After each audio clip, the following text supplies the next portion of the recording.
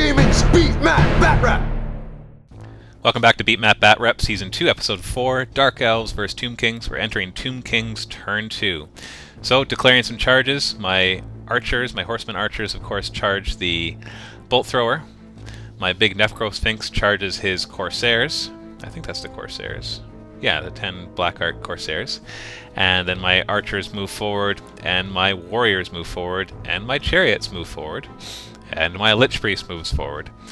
And we roll for magic. I only get 5 and he gets 4. And I actually cast an Irresistible Force, giving double shots to my chariots. However, I also land a mishap and destroy 6 of my own skeleton warriors. But then, very fortunately, when I have to roll a strength 10 against my own priest, I only roll a 1, so he does not take any damage. My skeleton archers fire and inflict a couple of wounds on his blackguard. And then my chariots, getting their double shots against the crossbowmen here, manage to shoot quite a bit and inflict a few wounds and take off 1, 2, 3, 4, 5 of the crossbowmen. And that'll cause a panic test before the end of the shoot phase. And then of course, the Screaming Skull Catapult is attempting to drop on this nice hordy little group right there, but misses, instead hits his Corsair, his blackguard, and inflicts another wound, which will inflict a panic test on them, although I think they are fearless. The crossbowmen do fail their leadership, and so they flee, and they're not going to be able to regroup because they're below half strength. Then we enter our close combat phase.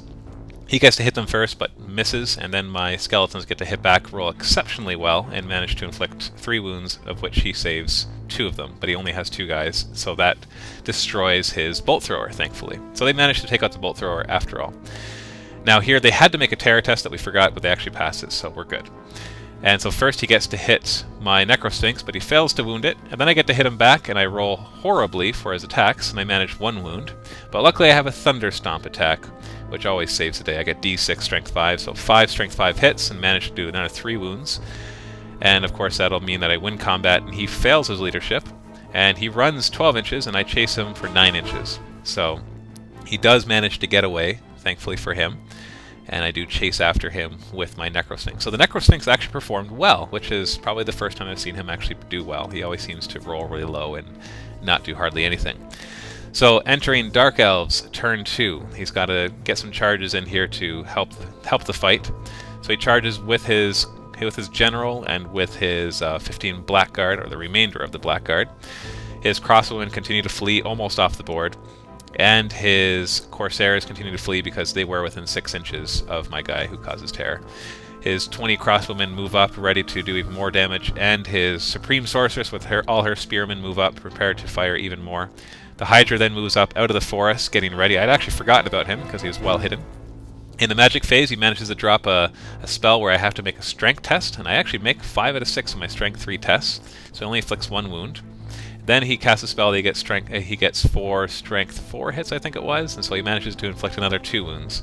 Then his crossbowmen do their rapid firing and inflict 5 more wounds, only which I think 3 of those I saved, and so that inflicts another few wounds, or maybe only 1 of them I saved. I think they are armor piercing.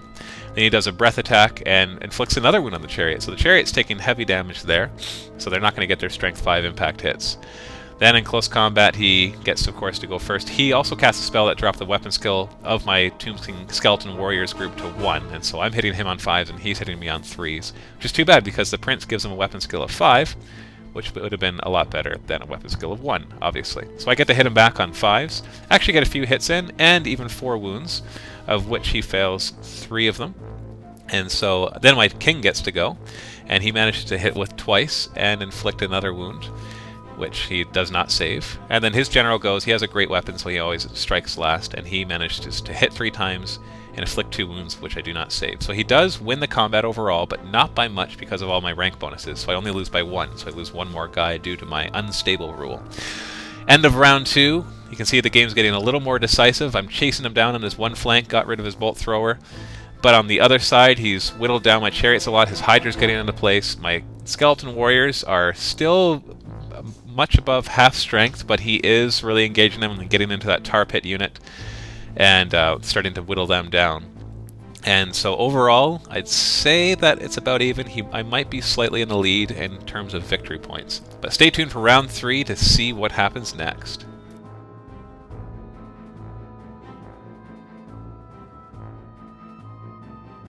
Visit miniwargaming.com to see our videos 1 month early.